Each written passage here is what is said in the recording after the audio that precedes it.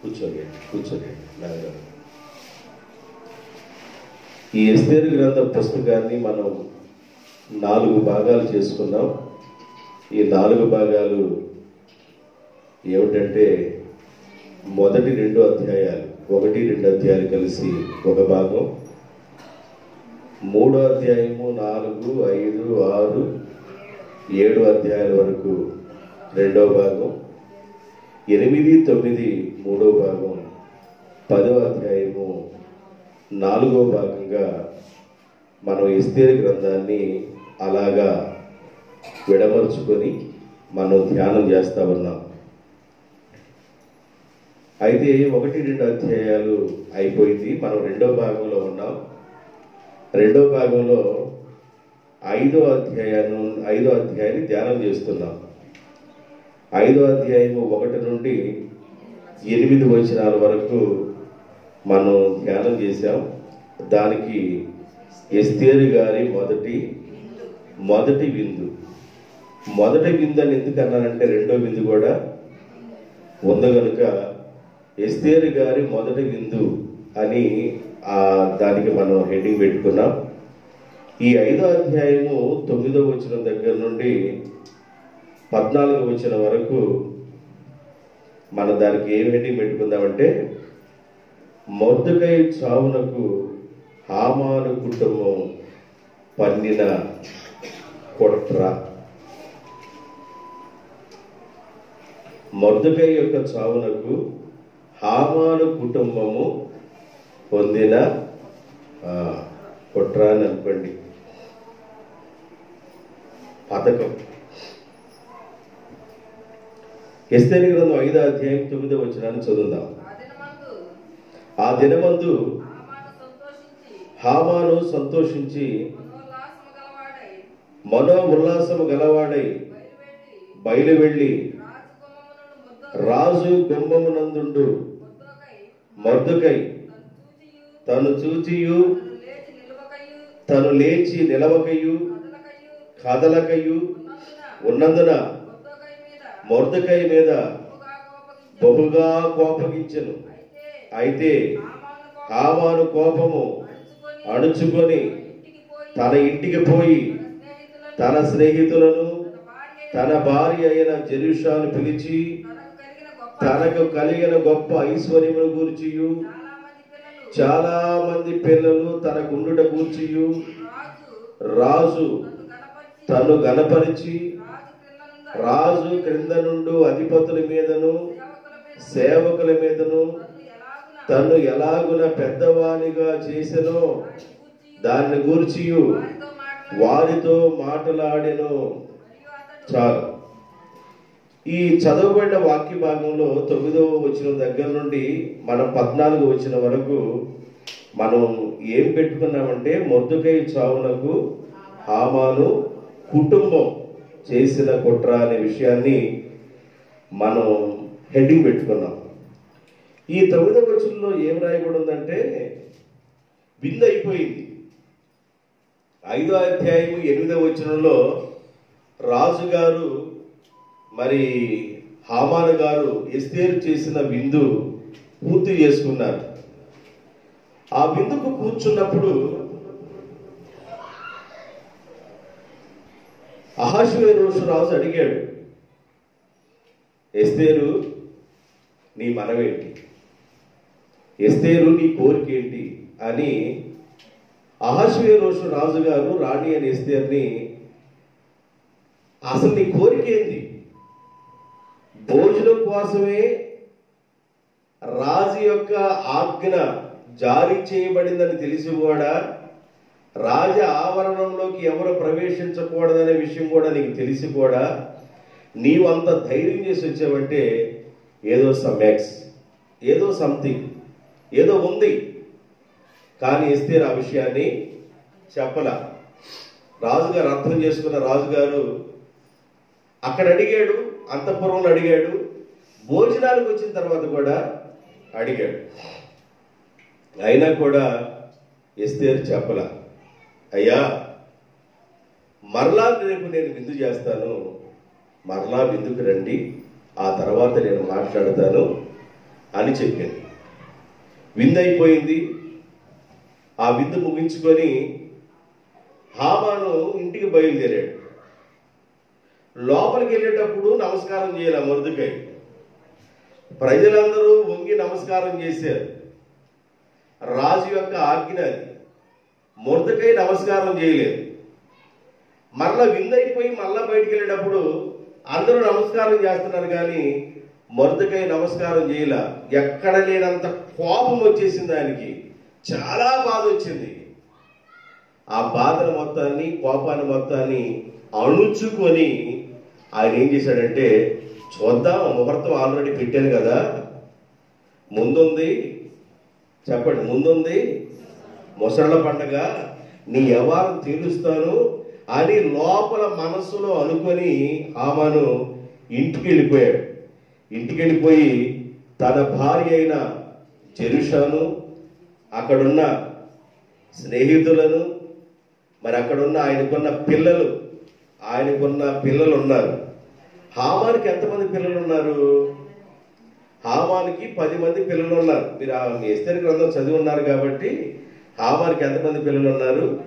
10 మంది పిల్లలు ఉన్నారు. 9వ అధ్యాయం 14వ వచనంలో, ఎస్తేరు గ్రంథం 9వ అధ్యాయం 14వ వచనంలో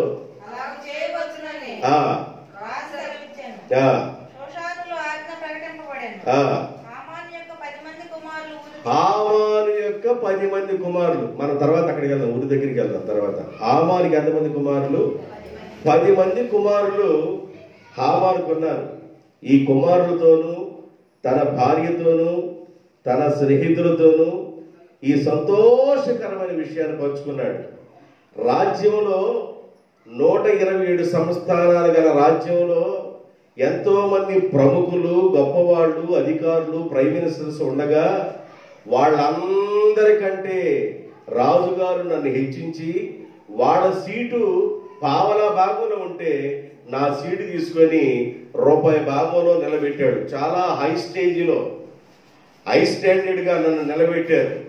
నా మాట లేకుండా రాజ్యంలో ఏది సాగటల్లా.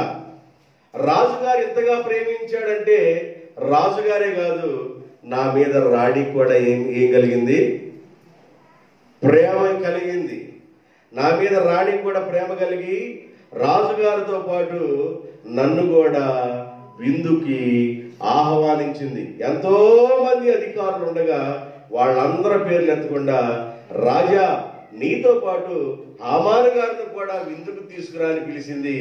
ఎంత గౌరవము, ఎంత గొప్ప విషయము, ఎంత గొప్ప ఐశ్వర్యమును గూర్చి చాలా విషయాలు పిల్లలకి తన విషయాల్ని పంచుకున్నాడు. రాజు తను గణపరిచి, రాజు క్రింద నుండి అధికారుల మీదను సేవకుల మీదను తను ఎలాగున పెద్దవానిగా దాన్ని గురించి వారితో మాట్లాడాడు. మరియు అతడు రాణి అని ఎస్తేరు తాను చేయించిన విందునకు రాజును నన్ను తప్ప మరి ఎవరిని పిలిపించలేదు. రేపటి దినమున కూడా రాజుతో కలిసి విందునకు రమ్మని నాకు సెలవైనదని తెలియజేశాను. ఎంత గొప్ప విషయం అంటే, ఒకరోజు విందు చేసి పంపించిందంటే అది కాదు, రేపు కూడా మరలా విందుకు రమ్మని నన్ను ఆహ్వానించింది. ఈ భాగంలో నుండి నేను పక్కకు వెళ్ళొచ్చు, కానీ నేను కొన్ని అధ్యాయాలు చెప్పాలి కాబట్టి పక్కకు వెళ్ళటంలా. జాగ్రత్తగా వినండి. మళ్ళా రాణి గారు రెండోసారి కూడా విందు చేస్తే ఆ విందుకు నన్నే ఆహ్వానించింది. ఈసారి హామాను తండ్రి మెముకాన్ని పిలవండి అనొచ్చు. మెముకాన్ని కాకుండా నన్నే పిలిచింది కాబట్టి నాకు ఎంత హోదా వచ్చింది, ఎంత గౌరవాన్ని. అయ్యగారు మామూలుగా భూమి మీద ఆగటల్లా పైనే రెపరెపలాడుతా తూనీగలాగా తిరుగుతున్నాడు.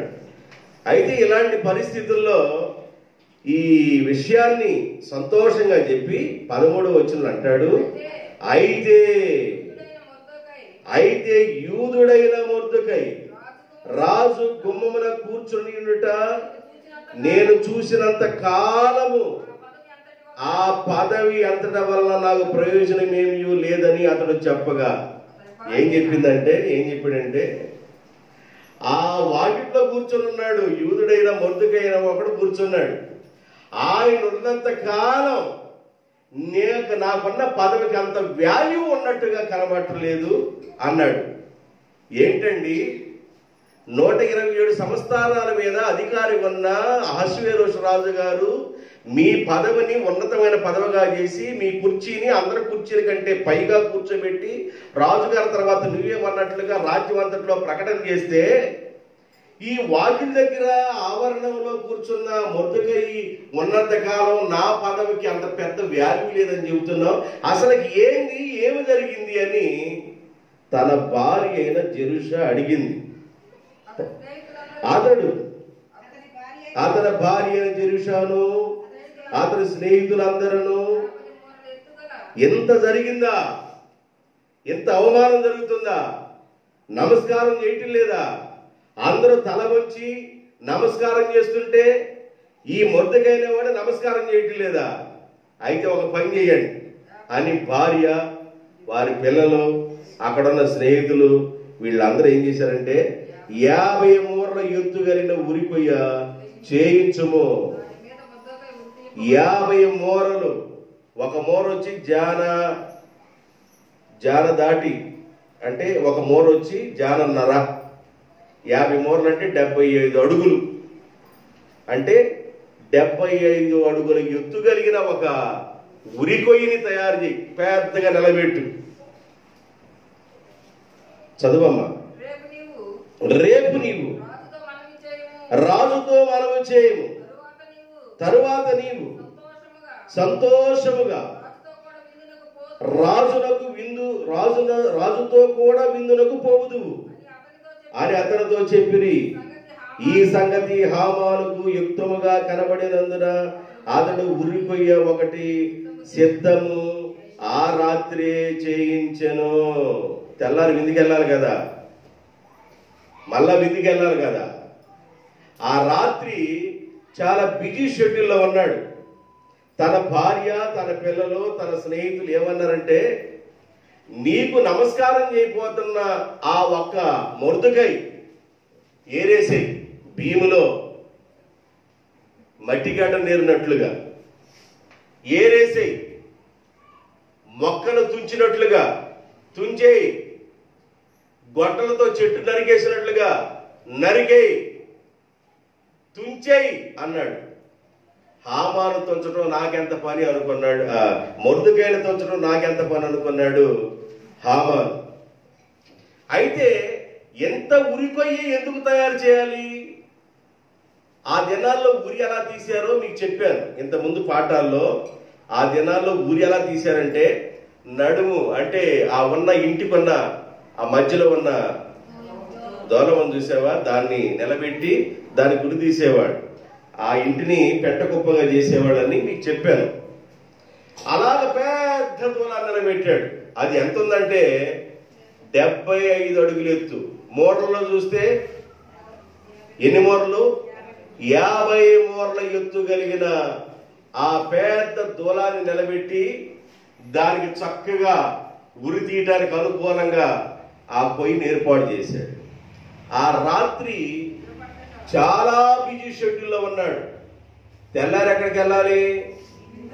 తెల్లారి రాణిమ చేసే విందుకు వెళ్ళాలి రాజుగారితో కలిసి. రాజుగారు నడుస్తూ ఉంటే, రాజుగారి పక్కన ఈయన కూడా నడుస్తుంటే, ఈయన కూడా ఒక రాజుగా ఫీల్ అవుతున్నాడు.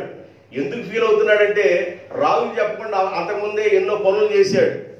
రాజుకు చెప్పి పనులు చేయాలి. ఏదైనా పని చేయాలంటే రాజు గ్రాంట్ చేస్తే అది ఓకే అవుద్ది. రాజు చెప్పకుండానే ఈయనే కొన్ని పనులు ముందుగానే గ్రాంట్ చేసుకున్నాడు. ఏ విషయంలో? యూదులకు ముహూర్తం పెట్టే విషయంలో ప్రతి నెల వేసాడంట. ఏంటి? సీట్లు. దాని పూరీము అన్నారు. పూరి అంటే ఒకటి, పూరీము అంటే అనేకము అని అర్థం. అలాగా ప్రతి నెల సీట్లు వేసారు. ప్రతి నెల సీట్లు వేస్తే 12వ నెల వచ్చిందంట ముహూర్తం. ఆడకి ముహూర్తం పెట్టుకున్న తర్వాత రాజుగారి దగ్గరికి వెళ్ళి, రాజా, నీకు యుక్తముగా తోసిన ఎడల మన రాజ్యంలో ఒక జనాంగం ఉన్నారు, రాజన్నా భయం లేదు, మరి భయం లేకుండా జీవిస్తున్నారు, వాళ్ళ విధానం ఎలా ఉంది, ఆ ప్రజలు కానీ బ్రతుకుంటే అది మనకి డేంజర్ అని చెప్తే అలాంటి వాళ్ళు నువ్వే ఏరేసి అని చెప్పేసి రాజుగారు ఉంగరాన్ని తీసుకున్నాడు. రాజుగారు ఉంగరం ఇచ్చే కోణంలో అంతగా ప్రీ ప్లాన్ చేసుకున్నాడు, మాట్లాడుకున్నాడు. అక్కడ ఒక పెద్ద ప్రీ ప్లాన్ చేసుకున్నాడు. ఇప్పుడు ఇక్కడ ఈ రాత్రి భార్య మాట విని, వాళ్ళ కుమారులు 10 మంది కుమారుల మాట విని, వాళ్ళ స్నేహితుల మాట విని ఆ రాత్రి బిజీ షెడ్యూల్లో ఉన్నాడు. 5వ అధ్యాయం ముగిసింది. ఆ రాత్రి బిజీ షెడ్యూల్లో ఉన్నాడు. హామాను రాత్రి వేళ ఏమన్నా బిజీ షెడ్యూల్లో ఉన్నారు. 6వ అధ్యాయం ప్రవేశించేదానికి ఇక్కడ రాజు గారికి రాత్రి నిద్ర పడతల్లా. ఈయనేమన్నా బిజీ షెడ్యూల్లో ఉన్నాడు. ఈ రాజు గారికి ఏమన్నా రాత్రి కూడా నిద్ర పడతల్లా. ప్రతిరోజు ప్రశాంతంగా పడుకునే రాజు 6వ అధ్యాయంలోకి వచ్చేసరికి 6వ అధ్యాయంలో మొదటి వచ్చిన ఏం చెప్పాడంటే రాజుకు నిద్ర పట్ల. ఆ రోజు చదవమ్మా. ఆ రాత్రి నిద్ర పట్టకపోయినందున రాజ్యము సమాచార గ్రంథము తెమ్మని రాజు ఆజ్ఞయగా అది రాజు ఎదుట చదివి వినిపించెను. ద్వారపాలకులైన బిగ్తాను తెరేషు అను రాజు యొక్క 2 నపుంసకులు రాజైన అహష్వేరోషును ప్రయత్నించిన సంగతి మొర్దెకై తెలిపినట్లు అందులో వ్రాయబడి ఉన్నది. రాజు ఆ సంగతి విని ఇందు నిమిత్తము మొర్దెకైకి బహుమతి ఏదైనను ఘనత ఏదైనను చేయబడినా అని అడుగగా రాజు సేవకులు అతనికి ఏమీ బహుమతి గాని ఘనత గాని చేయబడలేదని ప్రత్యుత్తరం ఇచ్చిరి. రాజుగారికి నిద్ర పట్టలేదు. అక్కడ మొర్దెకైకి హామాను ఉరిపోయి తయారు చేస్తున్నాడు. దేవుని పక్షమ నిలబడిన యూదుడిగా ఉన్న మొర్దెకైకి శిక్షించడానికి ఆ రాత్రి పన్నాగాలు జరుగుతున్నాయి. దేవుడు చూస్తున్నాడు. హామాను చేసే ప్రతి ప్రయత్నం దేవుడు చూస్తున్నాడు. హామాను భార్య ఇచ్చిన సలహాలు చూస్తున్నాడు. హామాను కుమారులు ఇచ్చిన సలహాలు చూస్తున్నాడు. హామాను స్నేహితులు ఇచ్చిన సలహాలు చూస్తున్నాడు. వెంటనే ఆ రాత్రి అమలు చేసేసాడు. ఒకరికి ఏదైనా ఉరిశిక్ష వేయాలంటే అమలు చేయాల్సింది ఎవరు? రాజుగారు. రాజుగారు అమలు చేయాలి. నేను ఎంత చెబితే అంత, నేను ఏం మాట్లాడితే ఆ మాటకి ఆయన తలకాయ ఊపుతాడు. నేను ఎంత చెబితే అంత. కాబట్టి ముందు ఉరి తీయటానికి ఒక స్తంభాన్ని ఏర్పాటు చేద్దాము, నిలబెడదాము. ఆ తర్వాత రాజుగారి దగ్గరికి వెళ్ళిపోయి ఏముంది ఒక చిన్న మాట అనగలే ఓకే అంటాడు, ఆయన స్టాంప్ ఎత్తాడు. ఆ తర్వాత ఈయన పని పట్టాలి అని మనసులో అనుకుంటున్నాడు. రాజుదేముంది, నేను ఎంత చెబితే అంత, నేను ఏం మాట్లాడితే ఆ మాట సాగిద్ది అని అనుకున్నాడు. నా మాట ఎక్కడైనా చెల్లిద్ది, నా మాట ఎక్కడైనా సాగిద్ది. 127 సంస్థానంలో అందరికంటే నన్ను పైవాడు నిలబెట్టాడు కాబట్టి నా మాటే శాసనం, నా మాటే శాసనం అనుకున్నాడు ఈయన. రాత్రంతా బిజీ షెడ్యూల్లో ఉన్నాడు. దేవుడు కుదకక నిద్రపోకుండా ఉన్న దేవుడు రాత్రి వేళ రాజైన అహష్వేరోషుకు నిద్ర పట్టకుండా చేశాడు. నిన్ను కాపాడువాడు కొనకడు, ఇశ్రాయేలును కాపాడువాడు కొనకడు, నిద్రపోడు. ఇది మొదలుకొని నీ రాకపోకల యందు యెహోవాయే నిన్ను కాపాడువాడు. తన యందు భయభక్తులు కలిగిన వారి చుట్టూ ఆయన దూతలు కాపులా ఉండి వారిని కాపాడును. ఆ రాత్రి అశూరు వారు దండులో వచ్చి 1,80,000 మందిని, దేవునికి బద్ధశక్తులు ఉన్న వారిని అశూరులను నాశనం చేశాను. ఇప్పుడు దేవుని బిడ్డల జోలికి వస్తున్నాడు. దేవుని కుమారుడిగా, దేవుని బిడ్డగా, దేవుని కోసం నిలబడిన మొర్దెకైని ఎలాగైనా చంపాలనుకున్నాడు. దేవుడు ఈ విషయాన్ని చూస్తున్నాడు. దేవుడి విషయాన్ని దృష్టి ఉంచాడు. రాజుకి నిద్ర లేకుండా చేశాడు. నిద్ర పట్టకపోవటానికి కారణం దేవుడే నిద్ర పట్టకుండా చేశాడు. ఎందుకు ఈరోజు నిద్ర పట్టడం లేదు అంటే, దేవుని బిడ్డలకి నిద్ర పడతలేదంటే నువ్వు ప్రార్థన చేయాలని అర్థం. దేవునికి స్తోత్రం, హల్లెలూయా. దేవుని పిల్లలకి నిద్ర పట్టలేదంటే ఏదో ఒక బాధ్యత ఉంది, ఒక భారం ఉంది, నువ్వు ప్రార్థన చేయాలి. ప్రార్థన చేయరు, అటన్నా కొట్టుకులాడతారు, ఇటన్నా కొట్టుకులాడతారు, లేకపోతే మంచం మీద కిందన్నా పడతారు. అబ్బా, ప్రార్థన చేయరు. నోటప్పుడు దేవా స్తోత్రం అనే పదం అనరు. ఇటన్నా పొర్లుతారు, అటన్నా పొర్లుతారు, పొర్లి లేకపోతే కిందన్నా పడతారు తప్ప నోటితో ప్రార్థన చేయరు, దేవా నీ పిలవరు. నిద్ర పట్టకపోవడానికి కారణం ఏంటంటే నువ్వేదో చెయ్యాలి ప్రార్థన దేవుని కొరకు. రాజైన అహష్వేరోషుకి నిద్ర పట్టకుండా దేవుడు చేశాడు. నిద్ర పట్టకపోతే రాణిని పిలవచ్చు. నిద్ర పట్టలేదండి, నిద్ర పట్టకపోతే రాణిని పిలిచి రాణితో మాట్లాడవచ్చు. నిద్ర పట్టకపోతే ఎస్తేరుని పిలిచి ఎస్తేరుతో మాట్లాడవచ్చు. ఏమ్మా ఎలాగున్నావు, నేను చూసి చాలా రోజులైంది, మరి పరిస్థితి మొన్న మాకు విందు చేసావు అని మరలా ఆ విషయాన్ని మరలా ప్రస్తావించవచ్చు. రేపు మరలా విందు చేస్తానన్నావు, నన్ను హామాన్ని రమ్మన్నావు, అసలు ఏంటని రాణిని పిలిచి కూర్చోబెట్టి ఇంట్లో నన్ను అడగవచ్చు. కానీ ఈయనేమన్నాడంటే, ఏం చెప్పించమన్నాడు? రాజ్యపు సమాచార గ్రంథమును తెమ్మని రాజు ఆజ్ఞ ఇచ్చును. ఆ రాత్రే రాజ్యపు సమాచార గ్రంథాన్ని ఎందుకు తెమ్మన్నాడు? సమాచార గ్రంథం దగ్గరికి వెళ్ళు. ఒక్కోసారి 6th సెన్స్ పనిచేసింది ఒకళ్ళకి. ఏం పని చేసిందంట? ఒకళ్ళకి అది పని చేసింది. ఒక్కొక్కళ్ళు అనుకుంటారు కాకి అరుతుంది, పొద్దున్న నుంచి అరుతుంది, చుట్టాలు రాగలే. అదే పొద్దు నుంచి అరుతుందమ్మా, అందుకే నువ్వు వచ్చావు. కాకి అరితేనే చుట్టాలు వస్తారంట. కప్పలు అరితే ఎవరు వస్తారు? మరి కప్పలు అరితే ఎవరు వస్తారు? కాకులు అరితే కాకి స్తంభం చచ్చిపోయిన తర్వాత అవి మొత్తం కలిసి అరుస్తూ ఉంటాయి, ఒకళ్ళ పోగొట్టుకున్నామని. కుక్కలు అరితే ఎవరు వస్తారు? కుక్కలు అరితే ఎవరు వస్తారు? కుక్కలు రాత్రిపూట అరుతా ఎడుతున్నాయి, అవి ఎవరు వస్తారు? దానికి ఒక కారణం ఉంది. కాకులు అరితే ఒక కారణం ఉంది, కప్పలు అరితే ఒక కారణం ఉంది. అర్థమైందండి? జీలగ పెట్టం చూసావా? జీలగ అది పొలాల మీద అరవాలి, అది ఇళ్ల మీద కూడా వచ్చి అరుస్తూ ఉండదు. దానికి ఒక కారణం ఉంటుంది, ప్రతి దానికి ఒక కారణం ఉంటుంది. అర్థమైందండి? బయలుదేరినప్పుడు ఎవరైనా తుమ్మినా దాన్ని పట్టించుకుంటారు, బయలుదేరినప్పుడు ఎదురు పిల్లి వచ్చినా దాన్ని పట్టించుకుంటారు. ఇలాంటి కారణాలు చాలా ఆ దినాల్లో పాటిస్తూ ఉండేవాడు. ఈ దినాల్లో కూడా లేకపోలేదు. రాజ్యపు సమాచార గ్రంథమును తెమ్మని చెప్పాడు రాజు. రాజ్యపు సమాచార గ్రంథాన్ని చదవండి అంటే ఆయన ఎక్కడి నుండి చదవచ్చు? రాజా మెమూకాన్ అనేవాడు నీ కాపురం తీశాడు రాజా అని అక్కడి నుంచి స్టార్ట్ చేయొచ్చు. అక్కడి నుండి స్టార్ట్ చేయొచ్చు.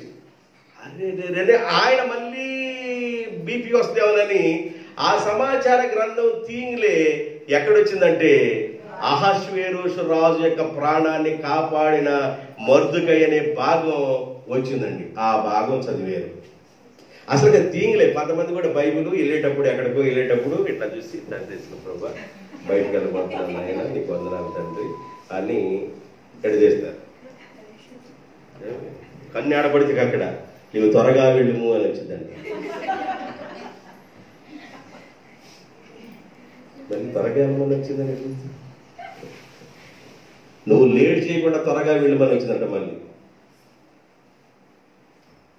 మళ్ళీ చూడగలే నువ్వు ఉరి పెట్టుకొని వచ్చిందంట. నువ్వేం ఆలస్యం చేయ బాబు, త్వరగా వెళ్ళి ఉరి పెట్టుకోవడమే. శిలక పస్తి అనుకున్నారు ఇది బైబిల్ శిలక పస్తి ఏం కాదు. క్యాలెండర్ నిలబడి ప్రభువా నీకు స్తోత్రమయ్యా, వందనాలు స్తుతులు స్తోత్రాలనైనా మమ్మల్ని రాత్రంతయు కాపాడే ప్రభువా నీకు స్తుతులు స్తోత్రం, నీకు స్తుతులు స్తోత్రం ఉన్నాయినా అని కళ్ళు ఒకటి దేగలే ఏదో ఒక వాక్యం కనబడింది. అమ్మాయి ఈరోజు నాతో మాట్లాడేది దేవుడు. ఇదొక భక్తి,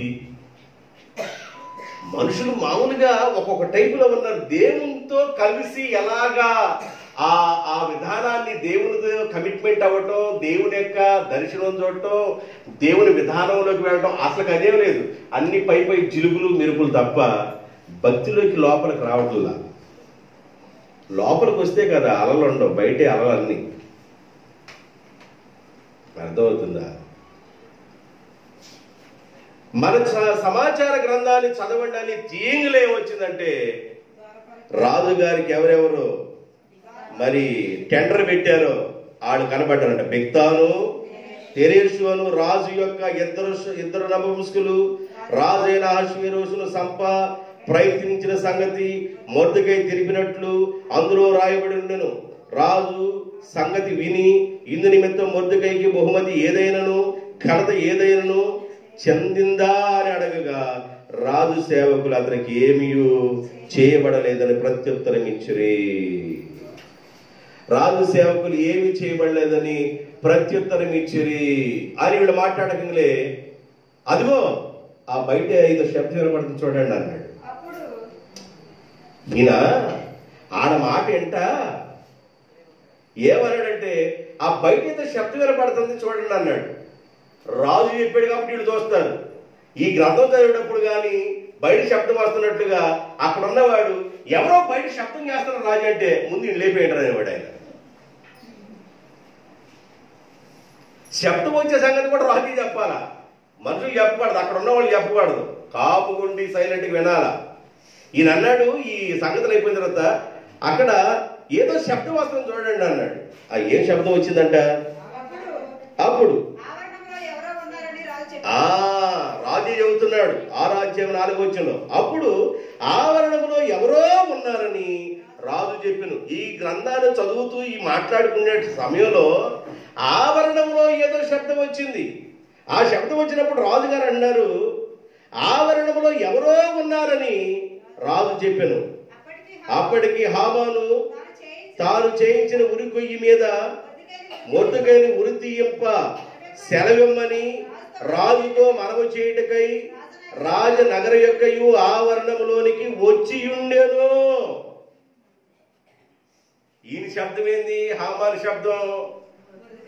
ఆల్రెడీ ఆ రాత్రి అంతా ప్రయాసపడ్డాడు. వీళ్ళ గ్రంథం చదువుతారు, రాత్రి నిద్ర పడుతున్నాడు. రాత్రి అంతా నిద్ర పట్టకుండా వీళ్ళేమో ఈ పని మీద ఉన్నారు. రాజ్యంలో రాజ్య సమాచార గ్రంథం చదువుతున్నారు. 127 సంవత్సరాలకు సంబంధించిన ఆ విషయాలు, ఆ వివరాలు మొత్తం ఆ సమాచార గ్రంథంలో ఉంటది. ఆ అంత గ్రంథంలో అవి తెలిసిన వెంటనే మొర్దెకై యొక్క మాటలు కనబడ్డాయి. వీళ్ళందరూ మొర్దెకై యొక్క సంభాషణలో వంటే ఆయన ఉరిపోయి తయారు చేయడం అయిపోయింది అనుకుంటా ఆయన నిద్ర పట్టుకు వచ్చాడు. ఏనికి నిద్ర పట్టల. ఆయన నిద్ర పట్టుకుంటూ వస్తే ఎవరో వచ్చారు అని రాజు అంటున్నాడు. ఎవరు వచ్చారు అంటే హామాను వచ్చాడు. హామాను ఏ విషయం మీద వచ్చాడంటే మొర్దెకైకి ఉరి తీయించాలని రాజు దగ్గర నుంచి అనుమతి తీసుకోవాలని వచ్చాడు. 5వ వచనం, రాజసేవకులు ఏలినవాడ చిత్తగించుము, హామాను ఆవరణంలో నిలిచి ఉన్నాడని రాజుతో సెలవీయగా రాజు అతనిని లోపలికి రానీయుడని సెలవిచ్చినందున హామాను ఆ రాత్రి వేళ లోపలికి వచ్చెను. ఎంత స్పీడ్గా చేస్తున్నాడు చూడండి. మొర్దెకై ప్రతికొండకూడదు. భార్య సలహా ఇచ్చింది, పిల్లల సలహా ఇచ్చారు, స్నేహితులు సలహా ఇచ్చారు. మరి ఆ పొయ్యి ఆడ దొరికిందో కానీ తీసి పాతి పెట్టి చాలా స్పీడ్గా చేశారు. 50 మూరల పెద్ద కొయ్యి నిలబెట్టారు. అది ఎన్ని అడుగులు అంటే అడుగుల లెక్కలో 75 అడుగులు ఎత్తు. 75 అడుగులు ఎత్తు కలిగిన ఒక కొయ్యను నిలబెట్టి పెద్ద మరి దులాం లాంటి దాన్ని నిలబెట్టి ఆ రాత్రి వచ్చేసాడు. రాత్రి వస్తే ఎవరు పడితే వాళ్ళు రాజు దగ్గరికి ఎట్లా వస్తారు? అధికారులు కావచ్చు. అయినా అధికారులు వచ్చినా కూడా ఎవరు పర్మిషన్ కావాలి? రాజు పర్మిషన్ కావాలి, అట్లా రావాలి. కాదయ్యా వచ్చింది ఎవరో కాదు, హామాను వచ్చాడు, ఆయన కూడా నిద్ర పట్టలేదు ఎవరు అనుకుంటున్నారు వీళ్ళు. ఆయన వచ్చిన విషయం వేరు, ఆయన వచ్చిన ఆలోచన వేరు. వీళ్ళందరూ లోపల ఉన్న వాళ్ళందరూ రాజుతో కలిసి చేస్తున్న ఆలోచన వేరు. రాజు నిద్ర పట్టలేదు కాబట్టి ఇక లోపల ఉన్న వాళ్ళకి నిద్ర పోకూడదు. అందరు కలిసి కూర్చున్నారు, ఆలోచన చేస్తున్నారు.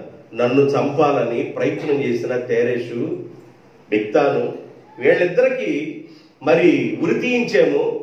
అయితే వాళ్ళు నన్ను చంపడానికి ప్లాన్ చేశారనే సంగతి తెలియపరిచింది ఎవరంటే మొర్దెకయి. ఆయనకి ఏదైనా ఘనత కానీ బహుమానాలు కానీ మన దగ్గర నుంచి ఏమన్నా లభించినయా అంటే అవి లభిస్తే లభించినవి అని కూడా ఆ రాజ్య సమాచార గ్రంథంలో రాసేవాడు. రాయవాళ్ళ ఏమి లభించలేదు ప్రభు అనే రాజుగారితో సెలవిచ్చాడు. అంతలోకి హామాను రంగప్రవేశం చేశాడు. రంగప్రవేశం చేయగలే చాలా తీవ్రమైన ఆలోచనలో ఉన్న రాజుగారు 6వ వచనంలో హామాను చూసి అంటాడు, రాజు ఘనపరచన అపేక్షించు వారికి ఏమి చేయవలనని రాజు హామానుని అడగగా, హామాను నన్నుగాక మరి ఎవరిని రాజు ఘనపరుచునని అపేక్షించునని తనలో తాను లోపలనుకొని రాజుతో ఇట్లనెను. ఏమన్నాడు? రాజు ఘనపరచ ఆపేక్షించు వానికి చేయదగిన విధమేదనగా రాజు ధరించుకుని వస్త్రములను, రాజు యొక్క గుర్రమును, రాజు తల మీద పెట్టుకున్న కిరీటాన్ని ఈ మొత్తం కాజేయాలని. ఈ రాజు 127 సంవత్సరాలకి అహష్వేరోషు రాజు అయ్యాడంటే వాళ్ళ తాత ఉన్నాడే కోరేషు ఎంత కష్టపడ్డాడో 127 సంస్థానాలు జయించుకుంటా నా రాజ్యము పారసీకుల రాజ్యం అనిపించుకోవడానికి కోరేష్ ఎంత కష్టపడ్డాడు. కోరేష్ తర్వాత ఎవరు వచ్చారని చెప్పాను? మధ్యలో 2 ఉన్నారని చెప్పాను. కోరేష్కి దర్యావేషుకి మధ్య 2 ఉన్నారని చెప్పాను. ఎవరెవరున్నారు? ఎవరున్నారు? నాకు చాలా రోజులైంది కదా అని చెప్పి అంటారు. గోమెటిస్ అన్న ఆయనను, కామిస్ అన్న, గోమెటిస్ అన్న ఆయన, ఇంకా ఒక అతను అక్కడ ఉన్నారని చెప్పాను మీకు. అమ్మ ఎవరమ్మా రాసుకున్నారట?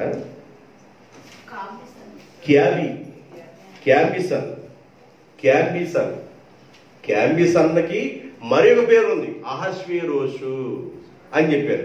క్యాంబిసన్న కోరేషు గారి కొడుకు.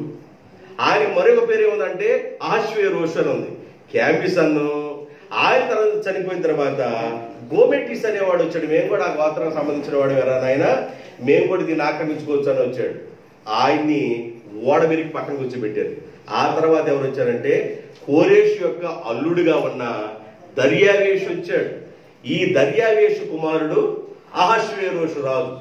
ఈయన కంటే ముందుగా ఉన్నవాడు రాజ్యంలో ఎంతో ప్రయాసపడ్డారు. ఈయనకంట వెంటనే ఏమి రావాలంట? రాజ వస్త్రములను, రాజ కిరీటమును, రాజెక్కే గుర్రమును. ఒకడు తీసుకొని రాగా అవన్నీ ధరింపజేసి ఆ గుర్రం మీద ఎక్కించి రాజ నగరంలో ఆ గుర్రం మీద ఆ వ్యక్తిని తిప్పుతూ రాజు గణపరిచే వ్యక్తి ఎలా ఉంటాడు హో అని సాటికి పేస్తా తిరగాలన్నాడు. ఈ విషయం ఎవరు చెబుతున్నారు? అహష్వేరోషు రాజు హామానుతో అంటున్నాడు. ఇంకా హామాను నోరు తెరవలా, అయ్యా ఒక ఉరిపోయి తయారు చేశాను, నువ్వు స్టాంప్ వేయాలని అడగల. అడక్క మునిపి అంటున్నాడు, మొర్దెకై అనే పేరు ఎత్తకుండా రాజు కనపరచాలి అనుకునే వ్యక్తి ఎలా ఉండాలి అని సలహా అడిగితే మామూలు సలహా ఇలా. ఆయన ఎందుకు ఇచ్చాడంటే ఈ సలహా కూడా, రాజుగారు నన్నుగాక ఇంకెవరు కనపరుస్తాడు? నా సీటే అందరి సీట్ల కంటే ఎత్తుగా చేశాడు, ఇక నన్ను కనపరచక ఎవరు కనపరుస్తారని ఇక నాకే గ్రాంట్ చేస్తాడు. గ్రాంట్ సక్సెస్ అనుకొని ఈయన సలహా ఇచ్చాడు. రాజవస్త్రములను, రాజ కిరీటమును, రాజ గుర్రమును ఎక్కించి రాజు గణపరిచే వాళ్ళు ఎలాగుంటారు అని ఆ గుర్రం పట్టుకొని అలా గనక ఆ విషయాన్ని రాజ్యంలో తిరుగుతా చెప్పాలి అన్నాడు. వెంటనే రాజు అన్నాడు, ఓకే గ్రాండ్ సక్సెస్ అని ఈ విషయాన్ని మొర్దెకై చేసేసే అన్నాడు.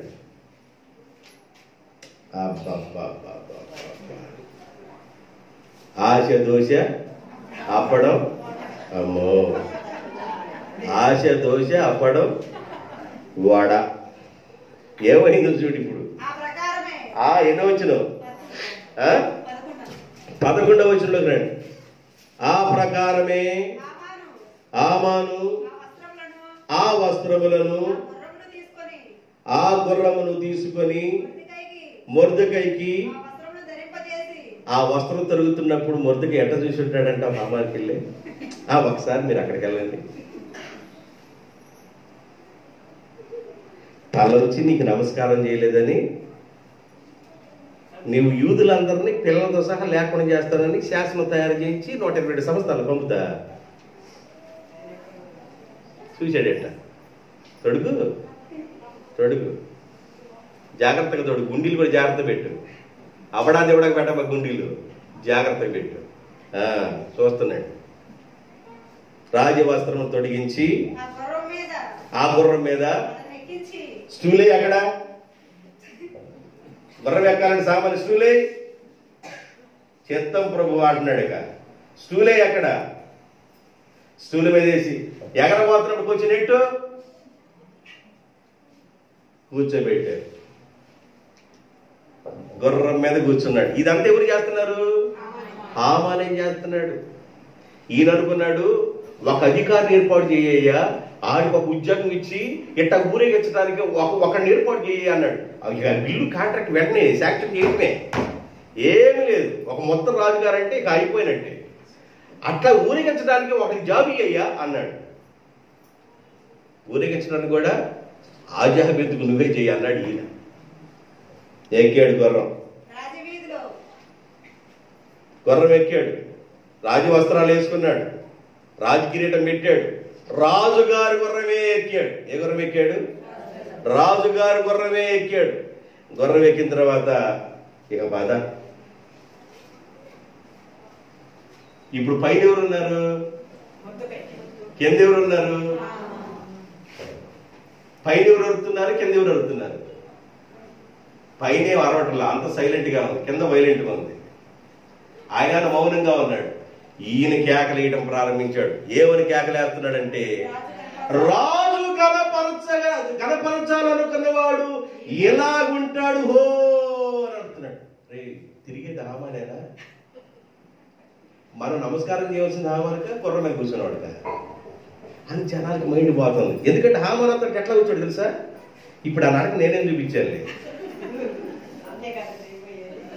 హామాను నడిచేటప్పుడు ఎలా నడిచేవాడు తెలుసా? రాజు టీవీ చాలా వేరుగా ఉంటుంది. స్ట్రైట్ స్కేల్ బద్దలాగా ఉంటారు వాళ్ళు. రోడ్లో కూడా స్కేల్ బద్దలినట్టు వెళ్తుంటారు. ఎటారుగా స్కేల్ బద్దలినట్టు. అదొక రాజరికం అనమాట. అలా నడుస్తూ టీవీకి వెళ్తుంటే అందరూ నమస్కారం చేస్తారు. ఇక మామూలుగా ఎక్కడ నుండి మామూలుగా ఉండేది పెద్ద బెల్లునవి లోపలికి టపమని పగిలేవాడు ఒక్కోసారి. అట్లా ఉండేది వ్యవహారం. ఇప్పుడు జనాలందరూ, అధికారులందరూ, వీళ్ళందరూ ఏమనుకున్నారంటే, ఇప్పుడు నమస్కారం హామాను చెయ్యాలా, నమస్కారం గుర్రం మీద ఉన్నాడు చెయ్యాలా? ఎక్కడ లేని బాధ వచ్చేసిందండి. ఎవరికి? హామానికి ఎక్కడ లేని బాధ వచ్చేసింది. దావీదుకి 10,000 కొలది, సౌలుకి 1000 కొలది చేయని సిస్టర్స్ పాడారంట పాట. ఎవరు పాడారంట? సహోదరీలు పాడారంట, సిస్టర్స్. ఈ సిస్టర్స్ ఎప్పుడైతే పాడారో ఇక ఆయన గలిబిలైపోయారు. ఎవరు? సౌలు రాజు మామూలు గలిబిలు అవల. ఇదేందిరా, నేను వయసులో పెద్దోడిని, నేను రాజుని, నాకేమన్నా 10,000 కొలదనాలి, బొడ్డోడుగా ఉన్న దావీదుకి 1000 కొలదనాలి. నాకేమన్నా 1000 కొలది, బొడ్డోడికి 10,000 కొలదని ఇప్పుడే పాడారంటే అసలుకి అందరి మైండ్లు, అందరి మనసులు దావీదు వైపు తిరిగి అంటే, రేపు నా పరిస్థితి ఏంది, నా కథ ఏంది, అసలుకి వ్యవహారం ఏంది, రేపు జనాలు నన్ను లెక్క చేస్తారా లేదనే అసలు అన్ని ముందుగానే ఊహించుకునేవాడు. కొంతమంది ముందుగానే ఊహిస్తారు, ముందు కాళ్ళకి బంధాలు వేయటానికి ముందుగానే ఊహిస్తారు.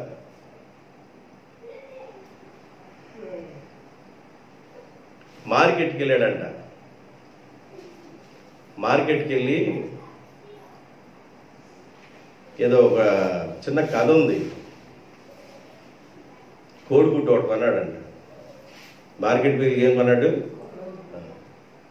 ఆయన తీసుకొచ్చి ఇంటికి వచ్చిన తర్వాత దీన్ని పొదగేస్తాను, పిల్లలు అవుతాయి, పిల్లలు గంపిడి అవుతాయి, గంపిడి వాముడు అవుతాయి, ఈ టమ్మేస్తా, ఈ టమ్మేసేస్తా. తర్వాత ఆవులు కొంట, అవి కూడా గంపిడి అవుతాయి, బాగా విస్తరిస్తాయి. ఇవన్నీ విస్తరించిన తర్వాత ఆయన కోడిగుడ్డు కాదండి, ఏదో మొంతలో ఆహారం కోసం ఏదో పిండి కొనుక్కొచ్చుకున్నాడు. మార్కెట్కి వెళ్ళి పేలా పిండి కొనుక్కొచ్చుకున్నాడంట. ఈ పేలా పిండి దగ్గర నుంచి వ్యవహారం ఆయన ఇక కోడి దగ్గర నుంచి, కొన్నాళ్ళ దగ్గర నుంచి, వీటన్నిటి దగ్గర నుంచి వీటన్నిటి. ఆ తర్వాత రాజుగారు కూతురునే నాకు ఇస్తాడు, పిల్లలు పడతారు. ఆ పిల్లలు పడుతుంది. ఎందుకే కొడుతున్నామని ఆ పక్కనున్న కర్ర తీసుకొని పేలాల పిండికి మొత్తకెళ్ళి కొట్టాడంట. తెల్లారి తినటానికి పాయ, తెల్లారి తినడానికి లేదు. ఇక పేలాల పిండి పగల కొట్టి పడేసాడు ఆ మొంతని. ఏడదాకా వేసాడు ఆ నిద్రలు. అంటే పేలాల పిండి ఎంత, రాజుగారు కూతురు ఎక్కడా, రాజుగారు కూతురు కొడతమేంది, అసలు ఎవరి పేలాల పిండి దగ్గర నుంచి రాజుగారు కూతురు చేసుకుని దగ్గరికి ఆలోచించాడంటే ఒక్కొక్కడు కొనుక్కొని ముందుగానే మనకి నెక్స్ట్ మంత్ 10,300 రూపాయలు వస్తున్నాయి. ఈ 10,300తో మనం ఏమి చేయాలి, ఎలా చేయాలి? 20,000కి ఎస్టిమేట్ చేస్తారు, 20,000కి ఎస్టిమేట్ చేస్తారు. అంటే నెక్స్ట్ మంత్ కూడా ఏంటది? హోలనండి, నేను తెలుగులో చెప్పలేక మీరు యూత్. నెక్స్ట్ ఈరు కూడా ఏం చేస్తారంటే నెక్స్ట్ మంత్ కూడా హోలేస్తారు. మనకు వచ్చేది ఎంత, మనం ఎంత వాడుకోవాలి, మనకున్న బాకీలు ఎంత, మనం ఎంత వాడుకుంటే రొటేషన్ అవుతాము, ఏది మెయిన్, ముందుగా లాగే బాకీ ఏది తీర్చుకోవాలి అని మనం ఏదైతే ముందు ప్లాన్ చేసుకుంటామో కుటుంబం సక్సెస్ఫుల్గా ఉంటుంది. దేవునికి స్తోత్రం. అర్థమైందండి? మనకు వచ్చేది కొద్దిగైనప్పుడు ఎక్కువగా ఆలోచన చేయకూడదు, ఓవర్ థింకింగ్ చేయకూడదు. హామాన్ ఏం చేశాడంట? ఓవర్ థింకింగ్ చేశాడు. కరెంట్కి ఓవర్లోడ్ పడితే ఫీజు కొట్టేసింది ఆడ ఫీజు. ఓవర్ థింకింగ్ అనమాట. ఇక ఆయన కాన్ఫిడెన్స్ ఏంటంటే నన్ను గాక ఇక రాజు ఎవరిని కనపరుస్తాడు? నేనే కదా రాజ్యంలో. నా సీటు కూడా పెద్దగా చేశాడు, అందరిని ఆడ కింద కూర్చోమన్నాడు. వాడి సీట్లు వేరు, నన్నేమన్నా 5 స్థాయిలో కూర్చోబెట్టాడు. నా తర్వాత రాజుగారు, చక్రవర్తి తర్వాత నేనే కదా. కాబట్టి ఆయన కిరీటం నేనే ముందేయాలి, ఆయన వస్త్రాలు నేనే ముందేయాలి, ఆయన గుర్రం నేనే ఎక్కాలి. ఈ ఫీలింగ్లో బతుకుతున్నాడు. నోరు తెరవకుండానే, హామాను చెప్పకుండానే రాజుగారు వెంటనే అంటున్నాడు, ఆవరణలో కదులుతుంది ఎవరు అన్నాడు. హామాను వెంటనే రమ్మని అన్నాడు. హామాను రాజు గణపరచాలనుకున్నాడు, ఎట్లా ఉండాలి, ఓకే నువ్వేం చేయ పని అన్నాడు. మొర్దెకై కూర్చొని వెళ్తున్నాడు. కింద కూర్చున్నవాడు ఎవరు నమస్కారం చేయాలి అర్థం కావట్లా. అందరూ మొర్దెకైకి నమస్కారం చేస్తున్నారు. హామాను ముఖాన నెత్తురు చొక్క లేదు, తెల్లబారిపోయింది ముఖం. ఏమి చేయాలి అర్థం కావట్లా. జాగ్రత్తగా వినండి. ఒక మాట ఉంది, ఎదిగి ఉన్నవాళ్ళు ఒదిగి ఉండటం నేర్చుకోవాలి. ఎదిగి ఉన్నవాళ్ళు ఒదిగి ఉండటం నేర్చుకోవాలి. ఈ లక్షణం ఎవరిలో కనబడుతుందంటే మొర్దెకైలో కనబడుతుంది. రాజ్యంలో ఆయన శోషాన్లో తిప్పాడు, ఊరేగించారు. ఈయన వచ్చిన తర్వాత ఇక ఈయన కాలరా ఎగరేయాలి. ఎవరు? మొర్దెకై. అసలు మొర్దెకై ఆ బ్లడ్ లో నా లక్షణం లేదు, ఆ కాలరా ఎగరేసే లక్షణం బ్లడ్ లోనే లేదు. కొంతమంది ఏదైనా చిన్న విషయం చూస్తే అసలుకి మనుషులు మనం చూడలేం. ఈ మొర్దెకయి అంతగా ఊరేగించబడిన, రాజవస్త్రాలు వేసిన, రాజకిరీటం పెట్టిన ఆ రాజుగారిని ఎట్లా ఊరేగించమని చెప్పారో అలాగా హామాన్ అనేవాడు ఊరేగించి తిప్పినా కూడా ఇక మళ్ళా వచ్చిన తర్వాత పాటలోకి దగ్గరికి వచ్చిన తర్వాత బొర్ర మీద నుంచి దిగి తర్వాత చదవండి. తర్వాత మొర్దెకై రాజు గుమ్మమునొద్దకు వచ్చెను. ఎక్కడికి వెళ్ళాడంట? ఆయన ఉద్యోగం ఎక్కడ? రాజు గుమ్మంలోనే. మళ్ళీ ఎక్కడికి వెళ్ళాడు? నా డ్యూటీ అదే. అది చూడండి, అంత హై స్టేజ్లో ఊరేగించబడిన ఆ వ్యక్తి కూడా మళ్ళీ అందరూ నమస్కారం చేసినప్పుడు కూడా ఆయన ఎక్కడ ఉండటం నేర్చుకున్నాడంటే, నా ఉద్యోగం నాది ఎక్కడుందో అక్కడే ఉంటాను, రాజ గుమ్మము దగ్గర ఉండటం చేశాడు. ఆయనలో ఉన్న క్వాలిటీని చూడండి, ఆయనలో ఉన్న లక్షణం చూడండి. ఎదిగి ఉండటం అంటే దాని అర్థం ఏంటంటే ఒదిగి ఉండటం అని అర్థం. దేవునికి స్తోత్రం. నేర్చుకోవాలి అలాగా. తర్వాత అయితే హామాను తల కప్పుకొని దుఃఖించుచు తన ఇంటికి త్వరగా వెళ్ళిపోయాను. హామాను తనకు సంభవించిందంతయు తన భార్య అయిన జెరుషాను తన స్నేహితులకును తెలపగా అతని దగ్గరున్న జ్ఞానులను అతని భార్య అయిన జెరుషాయు, ఎవని చేత నీకు అధికార నష్టము కలుగుచున్నదో ఆ మొర్దెకై యూదుల వంశస్థుడైనందున అతని మీద నీకు జయము కలగదు. ఆగండి ఆగండి ఆగండి. అంత ముందు తెలియదా జెరుషాకి? ఏమండి ఎంత తంపరంగా ఉన్నావు ఏందని అడిగితే, రాజ్యంలో ఎంత జాబ్ ఉన్నా కూడా ఆ మొర్దెకై ఉన్నంత కాలం అతనికి ఈ జాబ్ ఉన్నట్టు అనవసరం అనిపిస్తుంది అంటే, ఎవరు? యూదుడైన మొర్దెకై చెప్పాడా? జెరుషాకు తెలుసా? తెలుసు. పిల్లలకు తెలుసా? తెలుసు. స్నేహితులు తెలుసా? తెలుసు. ఆడోళ్ళు ఏదైనా మాట్లాడగలరు అనేది ఈ ఒక సామెత అనమాట. ఆడు ఇటైనా మాట్లాడగలరు. నందిని చెప్పండి, నందిని చెప్పండి అమ్మా. నందిని పందిని అది నందే అంటారు. నంది అంటే నందే, పంది అంటే నాకు పందిగా కనబడుతుంది. బలివాళ్ళు అవ్వండి. అది నంది. నంద్యా కాదు, పంది. పందా అంతే. ఏటన్నా మాట్లాడతారు. అది ముందు చెప్పలా? జెరుషా చెప్పలేదా? జెరుషాకి చెప్పాడు కదా హామాను, అతడు ఎవరయ్యా అంటే యూదుడైన మొర్దెకై అని చెప్పాడు. జెరుషాకు తెలుసుగా, పిల్లలకు తెలుసుగా, స్నేహితులు తెలుసుగా.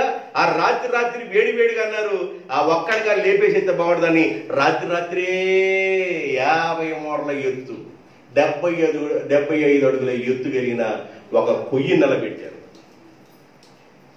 తెలీదా యూదుడని? ఈ నష్టం వచ్చినప్పుడు, కష్టం వచ్చినప్పుడు మళ్ళా ఇంకో మాట ఏం మాట్లాడుతున్నట్టే, ఆ మనుషుడు యూదుడు కనుక నీకు జయము.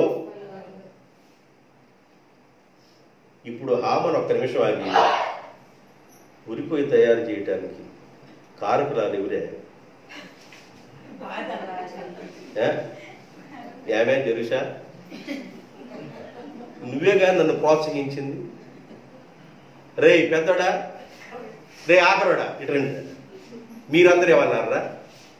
రాత్రి చేయండి అంటే మీరు కూడా సహాయపడి నిలబెట్టారు కదరా. స్నేహితులు ఉన్నారు, మీరు రండి. మీరేమన్నారు? జయ్యి అంటేను అమ్మగారు మేము కూడా వెయ్యి అన్నాం. అమ్మగారు జయ్యి అంది, మేము కూడా వెయ్యి అంటున్నాం. అందువల్ల మేము నిలబెట్టేసామయ్యా. ఇప్పుడు మామూలుగా లేదు వ్యవహారం. ప్లస్ మనైస్ అయ్యేటట్టుందరా నాయన, వ్యవహారం ముదిరేటట్టుంది. అర్థం కావట్లా. ఏడుస్తున్నాడు, దుఃఖపడుతున్నాడు, ముఖం కప్పుకున్నాడంట. ముఖం ఎత్తుకొని నడవలసిన మనిషికి ఏమొచ్చేసింది? ముఖం కప్పుకొని దుఃఖపడుచు వేదనతో ఇంటికి వెళ్ళారు. ఇంటి దగ్గర చూస్తేనేమన్నా అంతకుముందున్న హుషార లేదు భార్య దగ్గర, అంతకుముందున్న హుషార లేదు పిల్లల దగ్గర, అంతకుముందున్న హుషార లేదు స్నేహితుల దగ్గర. అతడు యూదుడైనందున నీకు జయము కలుగు. చదవండి. అతని చేత అవశ్యముగా చెడిపోదు అని అతనితో అనేది. ఇక మళ్ళీ ఇంకో శబ్దం వచ్చింది. వీళ్ళు ఇలాగ డిస్కస్ చేస్తూ ఉండగా రాణి దగ్గర నుంచి కొంతమంది వచ్చారు హామానికి. రెండో రోజు విందుకు రావాలిగా, రెండో రోజు విందుకు రావాలి కాబట్టి వీళ్ళు వచ్చి, హామాన్ గారు ఎక్కడ, వెరీ హామాన్ ఎక్కడండి, హామాన్ ముసుకేసి కూర్చున్నాడు ఆడ. హామానేనా? సార్ లేదు, బోర్ లేదు. రాణిగారు మిమ్మల్ని విందుకు రమ్మంటున్నారు సార్. ఇప్పుడు ఏమిందిరా, రోడ్డు అంతా తిరిగి వచ్చా, మామూలు తిరగల, మౌతు లేకుండానే రోడ్డు అంతా అరిసా, జయ్యి నలిసి వచ్చారు. ఇప్పుడు దాకా ముఖాన్ని నెత్తులు చొక్కలేదురా. నా పరిస్థితి గందరగోళం పడ్డది అనుకుంటా. ఈ పరిస్థితిలో ఉంటే ఇళ్ళు వచ్చామన్నారు. 14 వచనంలో వారు ఇంకనూ డిస్కస్ చేస్తూ ఉండగా, మాట్లాడుకొనుచుండగా రాజు యొక్క నపుంసకులు వచ్చి ఎస్తేరు చేయించిన విందుకు రమ్మని హామానును రాత్రి అంతా ఏమన్నా రాజును త్వరపెడతానికి వెళ్ళాడు. ఈయన రాత్రి అంతా పిల్లలను, స్నేహితుల్ని, భార్య త్వరపెడితే ఆ త్వరపెట్టిన దాంట్లో ఒక ఉరికాయ తయారు చేశాడు. రాత్రి అంతా ఫుల్ బిజీ షెడ్యూల్. రాత్రే మళ్ళీ ఆ రాజుగారి దగ్గరికి వెళ్ళటం. తెల్లారిపాటి రాజుగారి దగ్గర నుంచి ఒక జస్ట్ రాజముద్ర తీసుకొని వస్తే తెల్లారి జనాలందరూ చూస్తుండగా వాళ్ళందరూ తల వచ్చి నమస్కారం చేస్తుంటే మొదటిగా తలెత్తి చూస్తావు, నమస్కారం చేయవా? నేను ఆ విందు చేసిందిగా లోపలికి వెళ్ళినప్పుడు నమస్కారం చేయాల, విందు చేసేటప్పుడు అని చేసావా? చేయలే. నాకు మామూలుగా కాలట్లేదు నీ మీద మామూలు కాలటల్లా. నిన్ను తెల్లారిపాటి లేకుండా కానీ చేయకపోతే నా పేరే కాదు అనుకున్నాడు వ్యవహారం. ఈయన రాత్రి నిద్రపాటులో రాజుగారికి రాత్రి నిద్రపడతల్లా. దేవుని కార్యాలు ఎలా జరుగుతున్నాయో చూడండి. అదృశ్య దేవుని హస్తం ఎలా పనిచేస్తుందో చూడండి. దేవుడు తన బిడ్డలతో ప్రయాణం చేస్తాడు. దేవునికి స్తోత్రం. యాకోబు, నువ్వు వెళుతున్న మార్గంలో నేను కూడా నీతో వస్తా. దేవునికి స్తోత్రం. నేను వెళ్ళే మార్గము నా యేసుకే దేవుడు. నేను వెళ్ళే మార్గము నా యేసుకే దేవుడు.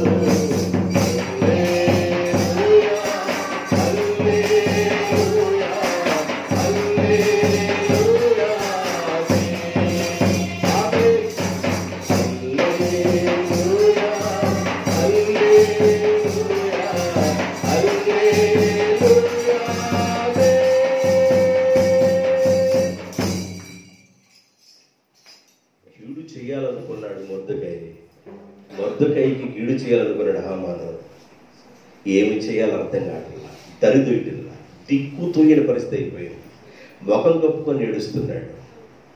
నేను కీడు చేయాలనుకున్నాను, నేను హాని చేయాలనుకున్నాను, మొర్దెకై అనేవాడు లేకుండా చేయాలనుకున్నాను, నాశనం చేయాలనుకున్నాను. దేవుడు ఏం చేశాడు తెలుసా?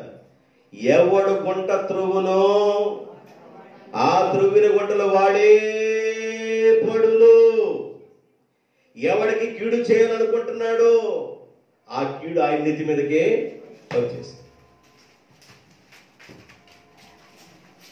చాలా తొందర పెడుతున్నారంట. అక్కడి నుంచి రాజు దగ్గర రాణి దగ్గర నుంచి వచ్చిన వాళ్ళు చాలా తొందర పెడుతున్నారంట. రాణి వేడివేడిగా భోజనం తయారు చేసింది.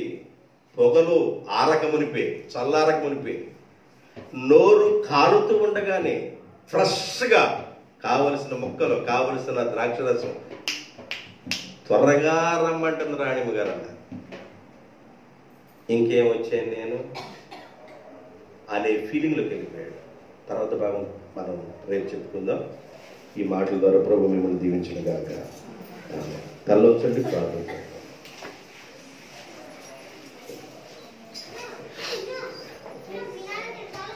ప్రేమ స్వరూపమైన మా తండ్రి, నమ్మకమైన మా ప్రభువా యేసయ్యా, మీకు వందనాలు, స్తుతులు, స్తోత్రం, స్తుతులు, స్తోత్రం, స్తుతులు, స్తోత్రాలు చెల్లిస్తున్నాం.